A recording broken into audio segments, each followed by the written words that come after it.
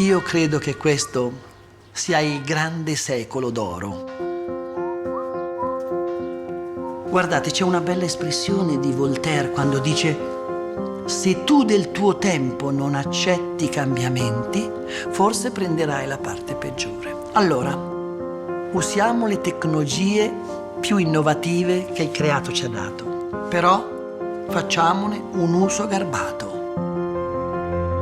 Cerchiamo di muoverci come se fossimo degli artigiani umanisti del web, no? Dobbiamo ripartire dalla gioiosità della vita, dalla stima, dall'umanità, perché forse il grande tema della vita è avere rispetto per le persone altrui, specialmente per quelle che sono un po' più lontane nel tuo pensiero. La prima parte della mia vita ho vissuto in campagna, facevamo i contadini.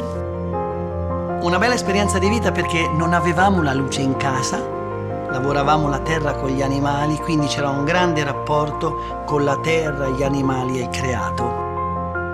Andavo a scuola, eravamo vestiti da campagnoli, ci umiliavano, ci offendevano, avevamo i capelli tagliati male e gli occhi di mio babbo e quei suoi occhi lucidi sono stati la mia fonte di ispirazione per la vita. Sono sempre stato affascinato, sin da ragazzino, a questi grandi pionieri dell'umanità e in qualche maniera mi piaceva essere un piccolo pioniere dell'animo umano. Quando nella nostra impresa ci quotammo, si diceva che non avremmo potuto fare un'impresa che avesse fatto i giusti profitti, la giusta crescita e avesse in qualche maniera creduto in una sorta di umana dignità e in una sorta di capitalismo umanistico. Come?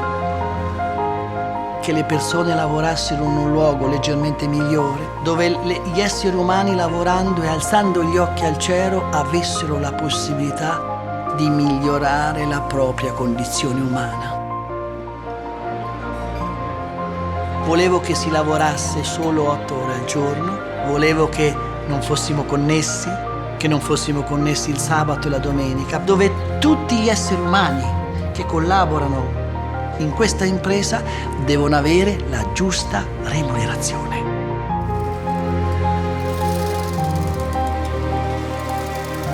Genio viene estratto unicamente se ti do dignità, rispetto, umanità.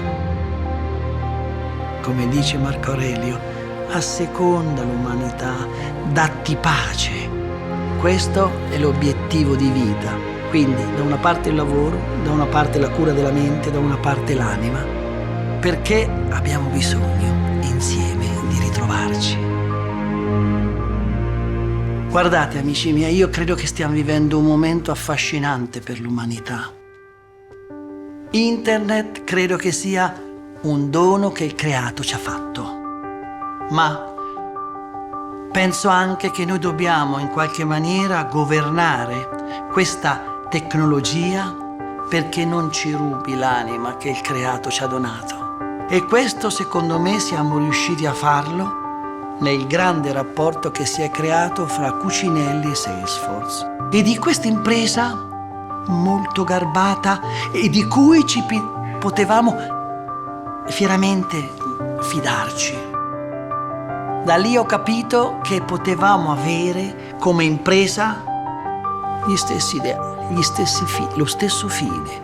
Lavorare per la dignità umana, lavorare per la custodia, per il rispetto dell'essere umano, perché abbiamo bisogno di tornare ad avere rispetto per gli esseri umani, rispetto per la sua intimità, per la sua natura, per la sua cultura. E guardate, oggi abbiamo bisogno di certezza e di correttezza e di stima, perché la tecnologia ha cambiato qualcosa, ma non il sentimento umano.